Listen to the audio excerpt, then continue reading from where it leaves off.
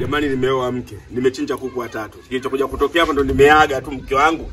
Naenda sokoni, kilichotokea ndo hivi. Na yule mwanamke mwenyewe hayuko mbali ndo huyu hapa. Sasa ndo tunaulizana hapa. Hii nyama umeonja imekuaje? Tukihesabu nyama wanaume tuna mgubu. Haya niambie mwalimu. Kuku yule sioni filigisi, sioni naona mifupa tu. Huyo kuku alikuwa mlemavu, hata miguu alikuwa hana. Atakuwa kafara ushauri. Basi lakini hata kama ndio hivi mlemavu miguu hana, mbona kichwa sikioni? Kichwa chenyewe anachinja tu kunguru kabeba. Kunguru wa kibongo hao.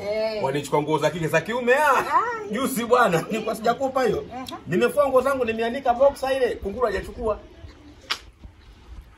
Umeandika wewe sidiria sikuondoka, nikajiuliza huyu kunguru anaondoka na sidiria ya mke wangu vipi? Mbona yangu umekachukua? Kumbe kaogopa boxer yangu mimi anaweza akapata. Akaanaiba kunguru, mtoto kauta, mtoto kauta, mtoto kauta. Hivyo kichina master. Juma.